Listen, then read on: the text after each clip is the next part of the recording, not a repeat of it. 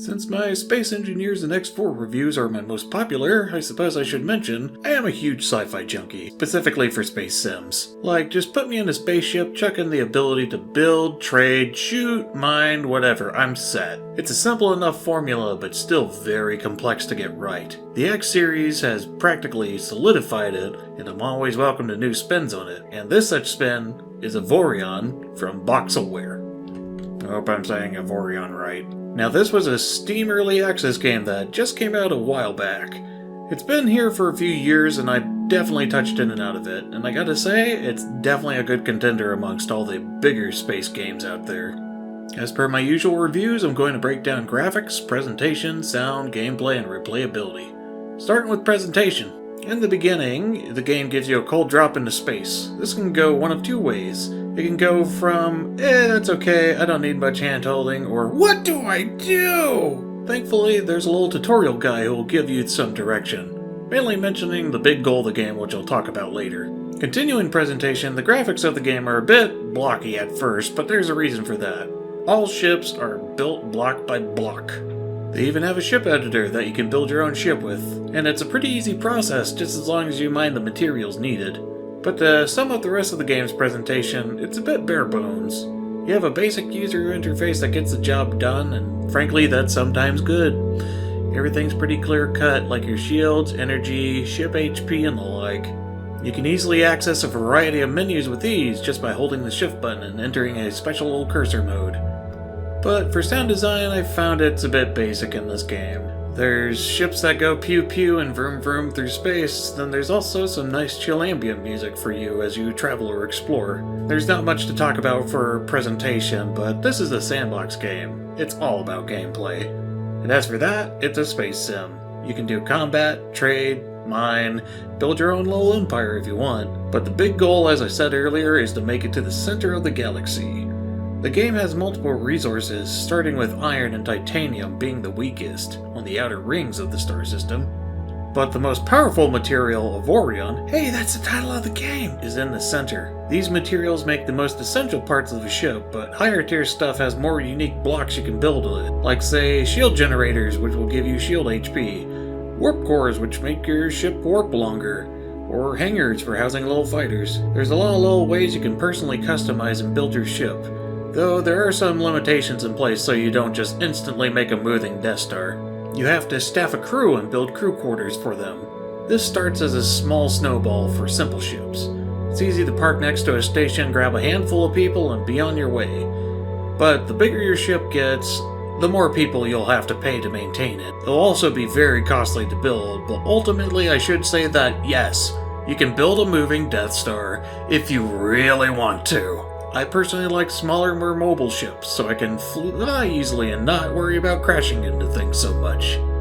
Inertia and keeping your ship thrusters balanced is important as you build and grow your ship. They also put in collision damage options.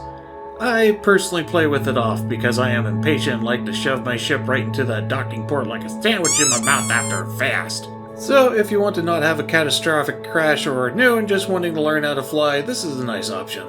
But after building a decent ship, you're off on your adventure. Usually I try to get a bit closer to the core at the start, just so I can get titanium. This is the tier 2 materials. They're light and have a few nice things to keep your ship powered, like generators. And titanium is a light material to maneuver with. You can also travel one of two ways in this game. There are preset stargates by NPC factions that you can go through, but pay a nominal fee for.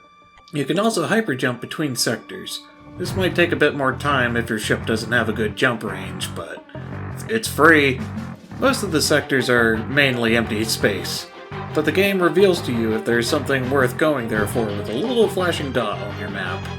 This can add a bit of exploration feel to it because who knows, maybe you'll find a nice new asteroid field or maybe you'll stumble on a pirate base and get slaughtered. But to start off, I personally recommend going mining at the start just so you can build up your ship a bit more. They give you a few starting guns and mining lasers so you could go do combat if you want. Like I said, it's a sandbox game, so enjoy it at your own pace. There's a nice gameplay loop of arriving in an area, building up your ship, and faction reputation as you earn cash. And you can buy modules with that cash. Modules which can be anything from a ship upgrade to turrets. They'll help you mine more or deal more damage as you close in on the core of the galaxy. I should also probably mention there's a bit of a nice feature revolving the turrets and modules as well. This game has a bit of Diablo sprinkled in there, with bosses you can fight and enemy ships that explode like piñatas. They drop a bit of cash, materials, cargo to sell, and some upgrades for your ship. Personally, I kind of enjoy this. It makes me excited for combat when pirates arrive in the system while I'm being a dumb miner. This kind of gameplay snowballs as well. After getting a few red turrets, you're ready to go kick a lot of galactic butt. And it's so satisfying to see these ships that used to be a problem to be taken down instantly and get turned into grated cheese. But what are some of the negatives for Avorion? Well, the inertia system for movement and space can be a bit of a difficult thing to learn and master. You have to build your ships with a semblance of symmetry, or else your ship is going to be a bit off balance and spin around like a DJ on a merry-go-round. Meanwhile, I don't quite understand the fighter system. I've experimented with it, but it feels a bit off to see this tiny ship appear and instantly get swatted amongst a bunch of flying bullets during a fight. Then I've also built stations, but unlike in X4, you can only build a single station with a dedicated purpose. Like, this is the station that produces coal, or this is the station that produces steel. It would be nice to be able to merge those stations together instead of having to have a cargo vessel do a delivery for it every half hour. And that brings up another small complaint. You can have AI run ships, but the AI requires a bit of micromanaging. I understand it's an indie dev and running a whole galaxy isn't easy, but it would be a nice quality of life feature to set up what an AI could do a bit more easily.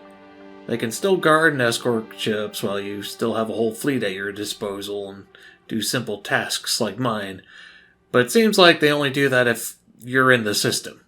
The small AI additions are definitely a welcome feature, but they mostly seem a bit limited to do one thing at a time. Sorry to draw comparisons to X4, but that's its competition. At least unlike X4, I haven't encountered a bug in this game. Things work as intended, and that is seriously a wonderful thing to say about an indie game. Unfortunately, another complaint I have is grinding for money. It takes a lot of money to get a factory started or buy a fancy top-tier module, and there's not many outlets to make you money very quickly, especially at the beginning. I suppose that's just part of your rags to riches tale in this galaxy. But once you do have a few stations set up, it certainly does end up paying for itself as you go on your adventures. But those are only small complaints that don't derail the game's enjoyability. Ultimately, I feel Avorion gets my thumbs up. You can get creative with your ships and stations that you build and carve out your little galactic empire. Then it also has a nice Diablo loot style progression, which is a nice empowering feeling. There's a lot of content jam-packed in this game and it's well worth the price. And if you're a fan of EVE Online, the X-Series, Elite Dangerous, or probably any other space sim, you should totally give this game a try. You will not be disappointed. And so I think that concludes this review. Thank you all for watching. Did you play Avorion, or are you interested in it? What are your thoughts? Maybe leave a comment below. Like if you liked. If you want more game reviews or videos, feel free to subscribe. Also, I have a Twitch channel that I host charity streams on for. I got one coming up this weekend, assuming I don't fall victim to sickness. Anyway, thanks again for watching. I'll see you all in the next video. This is Mr. Bubbles, or Mr. B, signing out.